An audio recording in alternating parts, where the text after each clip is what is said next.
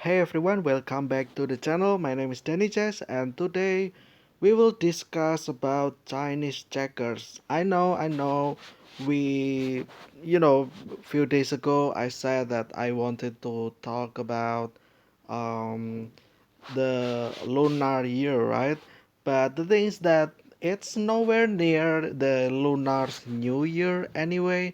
It will happen like next year. It will happen like this is September, right? So it will be October, November, December, January, February, I think. Which will be in 5 months, right? So that's like way far in the future, right? Um, so I will actually talk about that in the very far in the future. Like I said, 5 months from now, probably near the actual New Year's of the lunar year anyway. So yeah, but speaking of China or Chinese like stuff or culture, I remember something that I played back since in um wait I forgot again what it's called. Um in middle school, I mean, not only middle school but I think since elementary school as well, I got introduced of this one Chinese checkers in elementary school, but then in middle school I purchased myself. I think it was only like $2 and a few cents, so it's not expensive. And then just brought it to school and played with my friends, and it's actually quite fun. And we'll talk about that in this episode about Chinese checkers, basically. So this one is a checkers, right? Or kinda like like chess as well, like not really chess, but yeah, but I think it's more like checkers than chess anyway. So yeah, it's called Chinese checkers or Stern Halma apparently. I call this bag as Halma. So my Japanese neighbor had this, right? And when I was kid, I like to play in her house basically because she was like her family was revolved around Japanese stuff, and it was actually quite fun, honestly, like a new culture, right? And basically since a kid I was introduced by lots of culture as well.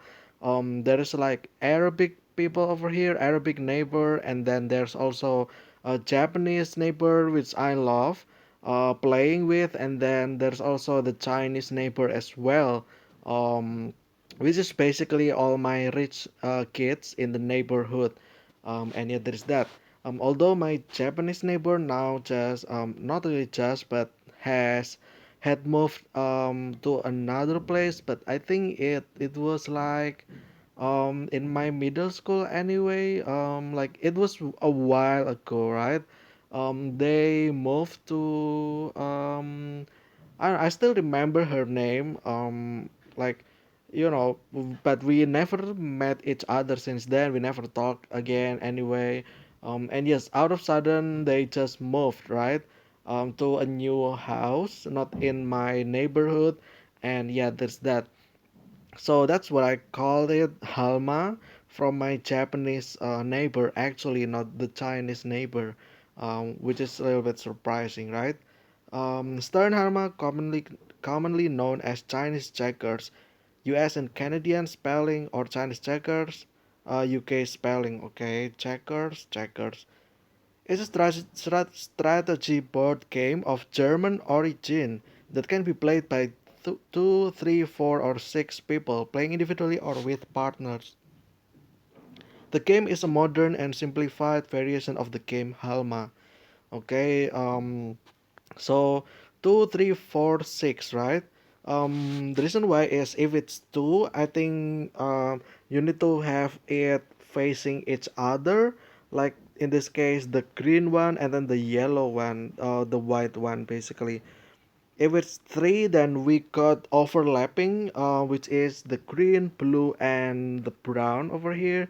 While for four, it means that two pairs will have to face each other.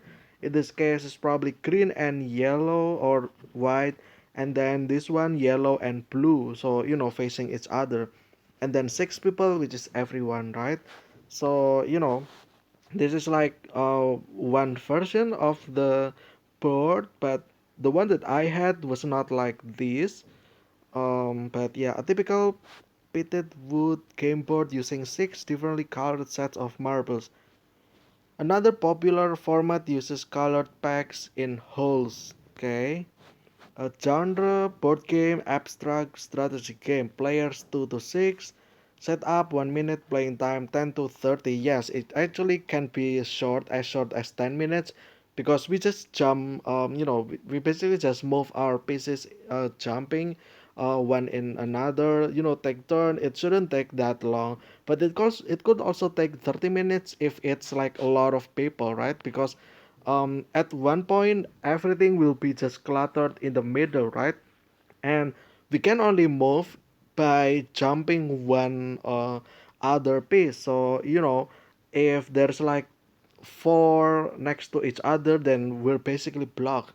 We cannot move basically. So yeah, there's that. The objective is to be the first to raise all of one's pieces across the hexagram into home or the corner of the star opposite one's starting corner, using single step moves or moves that jump over other pieces. The remaining players continue the game second, third, fourth, fifth, and last. The rules are simple, so even young children can play. Yeah, like I said, we can also move one step or jumping basically like this one and it at the second row. All of these can go forward because there is the front row that can be jumped over on.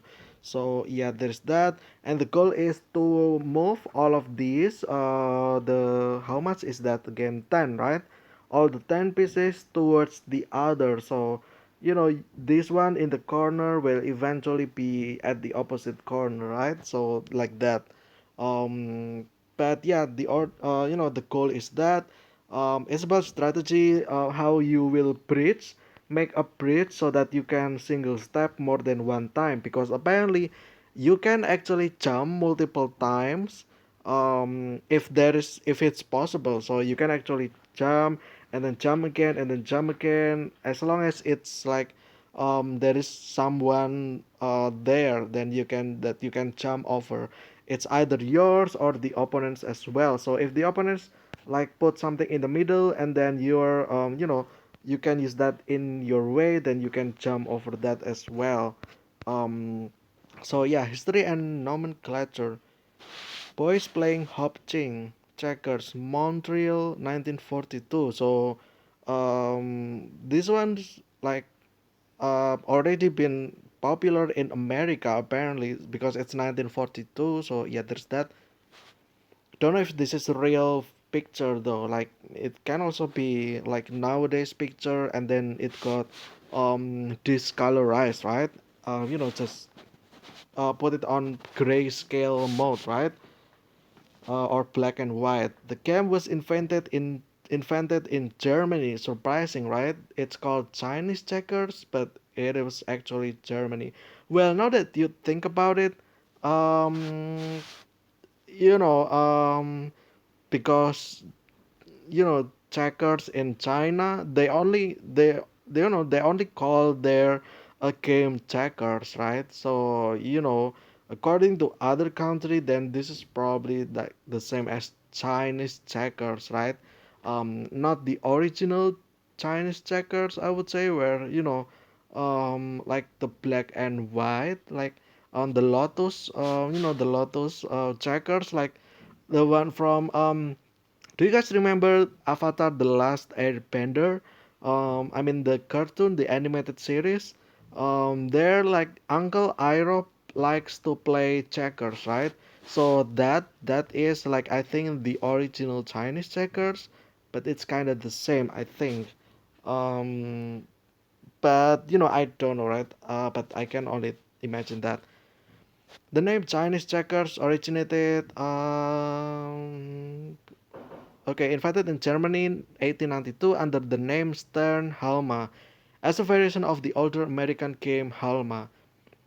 The Stern, or German for star Halma, refers to the board star shape, in contrast to the square board used in Halma. So the America has it square, while the Germany has it hexagram, right? Yeah, there's that. The name Chinese checkers originated in U.S. as a marketing scheme by Bill and Jack Pressman, 1928. The Pressman Company's game was originally called Hop Ching Checkers. The game is neither a version of checkers nor did it originate in China or any part of Asia. Oh yeah, like that. So it's basically a Chinese checker knockoff, right? Because it's not the original. It's also not from Asia apparently. So yeah, there's that. Um, the game is known as Tiao Qi jump game in Chinese. In Japan, the game has a version called Diamond Game with slightly different rules. I think the one that I played is probably Diamond Game because again it was from my Japanese neighbor rules. Oh, this one. Yeah. So, yeah, like you can see over here, a single move can consist of multiple hops. Each piece hop must be directly adjacent, and hops can be in any direction. So, this one in the circle, this can move to here, because it can hop and then it can still hop, right? So, you can choose to stop here or just continue to hop over here and then hop over here as well. So, yeah, there's that. And then, well, this one, if you want to move the corner, because there is nothing to hop over by one, right? So you can only move one to here, and then after that you can then jump over here and then jump over here and then stop, right? Because there is two over here, you can jump over two basically. So yeah, there's that. The aim is to raise all one piece into the star corner on the opposite side of the board before the opponents do the same. The destination corner is called home. Each player has 10 pieces except in games between two players when 15 pieces are used. On bigger star boards, 15 or 21 pieces are used. So it basically takes another 5 over here or 6 probably, right? Because yeah, like this. Basically all this spot is yours. You can move here, you can move here, whatever. Your goal is to move everything from your home to the other home basically, to the base, or from your base to home, right? Whatever you want to call that. In Hop Across, the most popular variation, each player starts with their colored piece on one of the 6 points or corners of the start and attempts to raise them all home into the opposite corner. Players take turns moving a single piece, either by moving one step in any direction to an adjacent empty space or by jumping in one or any number of available consecutive hops over other single pieces. Yep, simple as that. Basically, like you do a king move or a knight move, basically. You can move one step or hop continuously as long as there's something to hop one time over on. Okay, so yeah, where was I again? A player may not combine hopping with a single step move. A move consists of one or the other. Okay, so you cannot hop and then move one. That's illegal play. You can only either move one or jump basically, and that's about it. There is no capturing in Sternhelma, so pieces that are hopped over remain active and in play. Turns proceed clockwise around the board. So like if it's basically you cannot eat your opponent's pieces basically, unlike chess, because like in chess you can eat a pawn with a knight, right, or a horse, and then you can eat like a bishop with a queen essentially, right? But here you cannot eat any or any the other pieces. So yeah, there's that. In the diagram, green might move the topmost piece one space diagonally forward as shown. Okay, so yeah, here like I said, this one in the corner can only move over here by one single step. Um, like in the red might advance the indicated piece by a chain of three hops in a single move. As long as you have something to hop on, then you can move that as a chain step basically, or a chain jump, like one, two, three, right, as shown over here. So you can go here, and that's the biggest part or the strategy of the game, because not only you can use this, your opponent can as well. So later if their opponent can hop into here, then they can also hop into here and hop here and hop here basically, taking your pieces to be hopped on. It's basically like riding, right? Like here, if the green move this one by one forward, then you can from one, two, three, and then jump, and then four, and then jump again, five, six, seven. Basically, you can move seven jump in one move, and this becomes the strategy of the game in itself, and that's about it. um okay, so I've read this one. Red advance. It is not mandatory to make the most hops the most hops possible. In some instances, a player may choose to stop the jumping sequence, yeah, in order to impede the opponent's progress, right? Because maybe you want to stop here so that the green cannot actually, um, you know, take all your hopping pieces, right, and take your spot immediately. So yeah, that's that. Starting layout, six players, all versus all. So yeah, this one, every base will be filled, and the all the players will have to go into the opposite base basically. And then four players, the same as six, except that two opposite corner will be unused. Okay, so it's like two versus two, right? Like, yeah, there's that. Not really two versus two. It's still one versus one versus one versus one, but it's like two facing each other. That's what I meant. And then three-player game, all player control either one or two sets of pieces each. Okay, so in one set, zero space race across the board into empty opposite corners. If two, then different color sets of pieces at opposite corners of the star. Um, Two different color set of pieces at opposite corner of stars. Okay, so the third one you can either go here, here, and here, or you can also do here and here as one player, and then the one at bottom and top controlled by one player, and then the other one over here and here also by one player. So essentially, um, like basically like one player will have to uh, move this space to the other and the other to this space, right? That's also an interesting concept anyway, actually.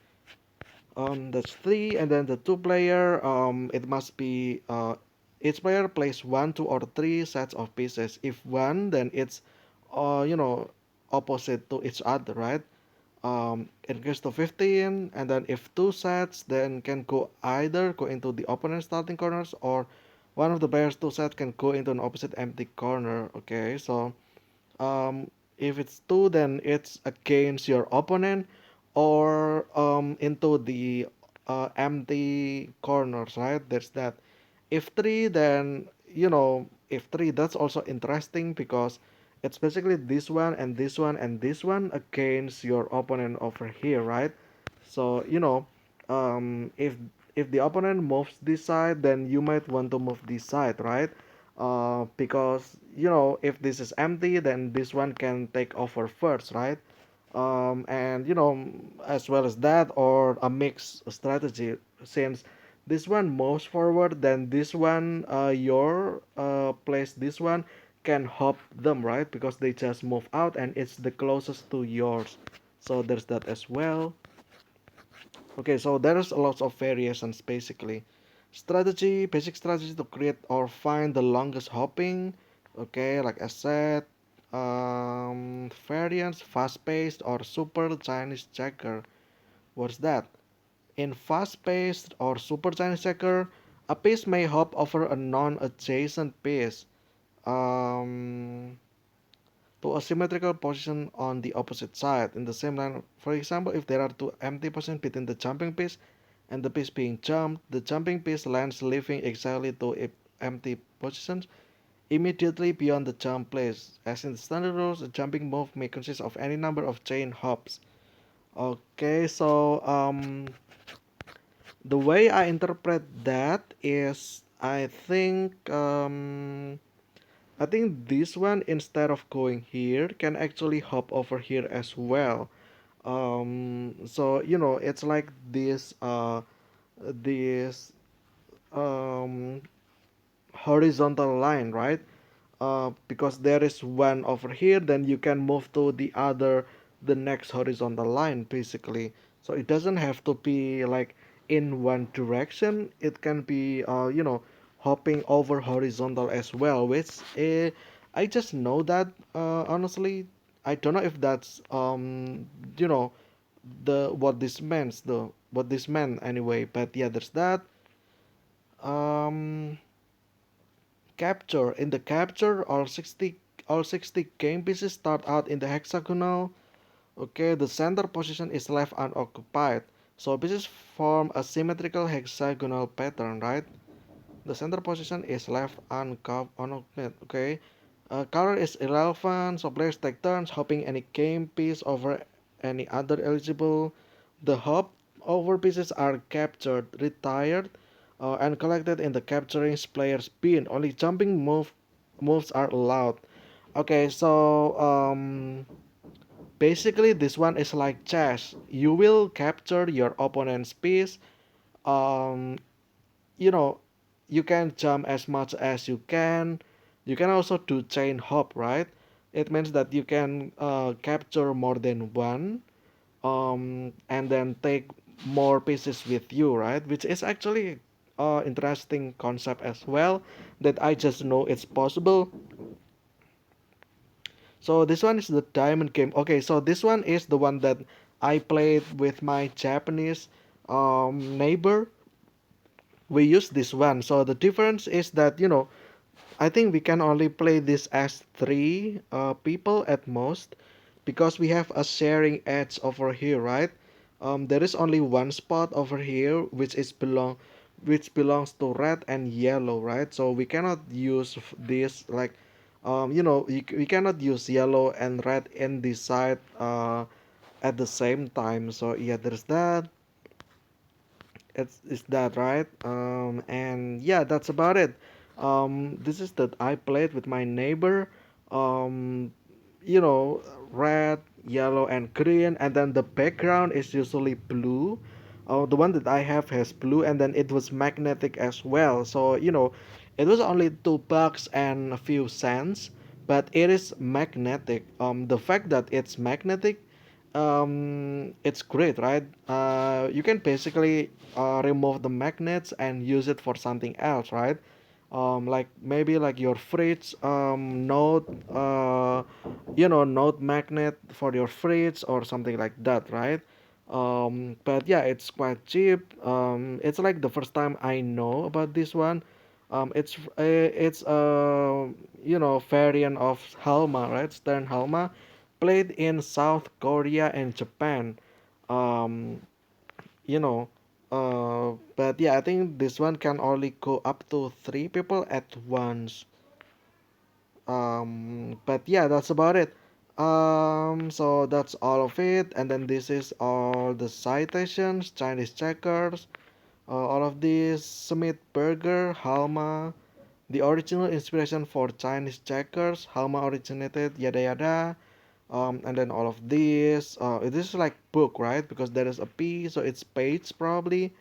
And then in Korean, oh, this one's the Korean version, or the the diamond game, right? Chinese checkers, and then the sources of this, the board game, right? Yeah, I also, basically this can also be considered as board game, right? Like offline board game that you can play with your friends, right? And then there's also external links, all of these, right? Shortest possible game, Chinese checkers, study of 10 to 15 and 15 marble armies, Chinese checker, board game geek, and then related articles, checkers, Halma, and conspirators. Okay, so this one's the Halma, the original Halma from US, right? Because it was squares. I think it was mentioned as squared.